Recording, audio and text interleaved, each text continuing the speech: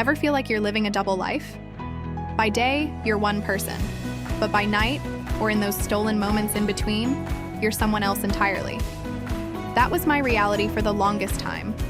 My days were a whirlwind of headsets, customer queries, and the constant rhythmic beep of a call queue. My nights? They were a kaleidoscope of color palettes, font pairings, and the quiet hum of a design tablet. The bridge between these two worlds? It was dark, aromatic, and always served hot in my favorite mug. This is the story of coffee, calls, and creativity. Let's rewind a bit. Picture this: a tiny cubicle, a headset practically fused to my ear, and a computer screen filled with customer data. I was a customer service representative. My job was to solve problems, soothe frustrations, and be the calm, friendly voice on the other end of the line.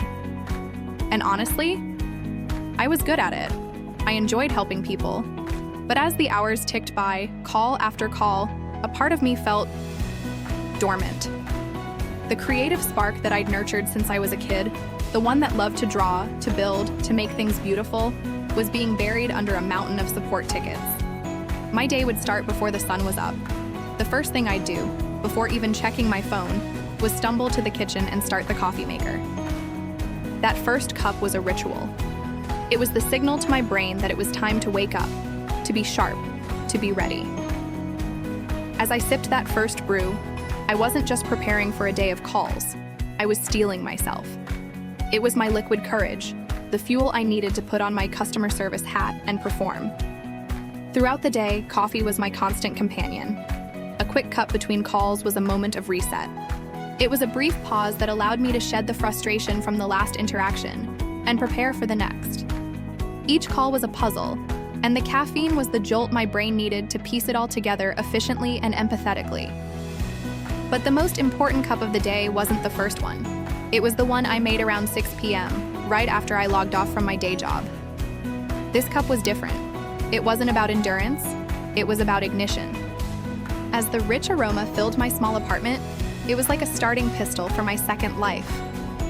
I'd shed the headset, open my laptop to a blank canvas instead of a CRM, and pick up my stylus. This was my time. The world of customer service faded into the background, and the vibrant world of design came roaring to life. That evening, coffee was the magic potion that transformed me from a problem solver for others into a world builder for myself.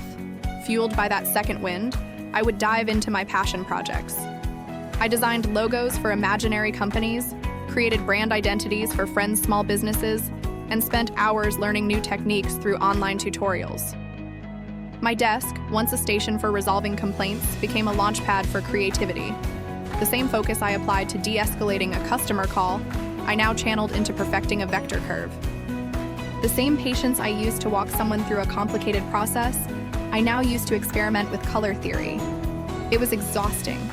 There were nights I'd be designing until 2 a.m., knowing I had to be up in 4 hours for my morning shift.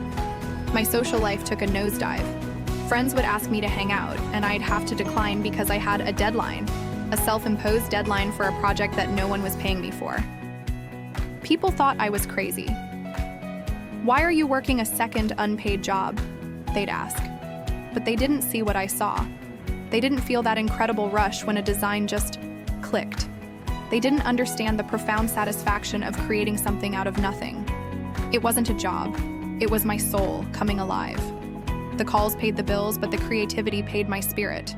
And the coffee made it all possible. It was the tireless intern, the silent partner, the ever-present motivator in my one-man creative agency. Slowly but surely, my two worlds began to merge.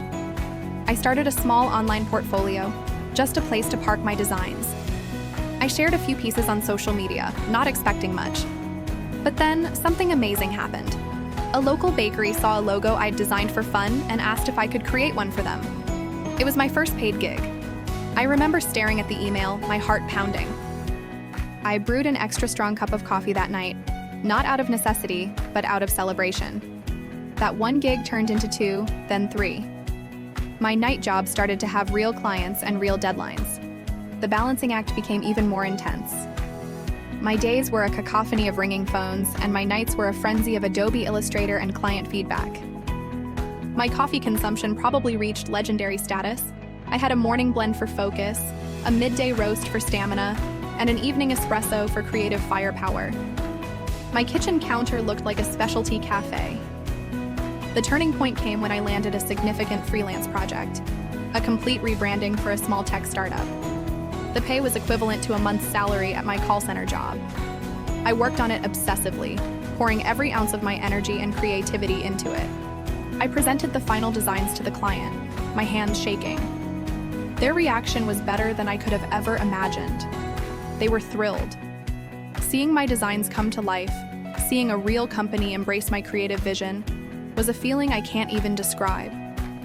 It was in that moment, staring at the signed contract, that I knew a choice had to be made. I couldn't keep living this double life forever. The path that was once a faint trail I forged in the dark had become a brightly lit road. It was terrifying. Leaving the security of a steady paycheck, the comfort of a routine, was one of the scariest things I've ever done. I remember my last day at the call center. As I packed up my personal items, my mug was the last thing I put in my box. It had seen me through thousands of calls and countless creative breakthroughs. The next morning, for the first time in years, I didn't set an alarm. I woke up naturally and walked to my kitchen. I brewed a pot of coffee, but this time, there was no sense of urgency, no feeling of steeling myself for a battle. I took my mug to my desk, sat down, and opened my laptop. The screen was filled not with call queues, but with my own design business. The only calls I'd be taking were from my clients. The only problems I'd be solving were creative ones. And as I took that first sip, it wasn't a sip of fuel or a sip of transformation. It was a sip of arrival, of freedom. So, if you're out there right now, juggling a day job that pays the bills with a passion that feeds your soul, please don't give up. I know it's hard. I know you're tired. But those stolen hours, those late nights fueled by whatever your version of coffee is, that's where the magic happens. That's you building your own bridge to the life you're dreaming of. Every small step, every late night session, every little project is a brick in the foundation of your future. Keep brewing, keep building, and keep believing. Your someday is closer than you think. Thank you so much for spending this time with me. If this story resonated with you, I'd be so grateful if you'd hit that like button and subscribe for more content. Let me know in the comments what fuels your passion. Until next time, stay creative.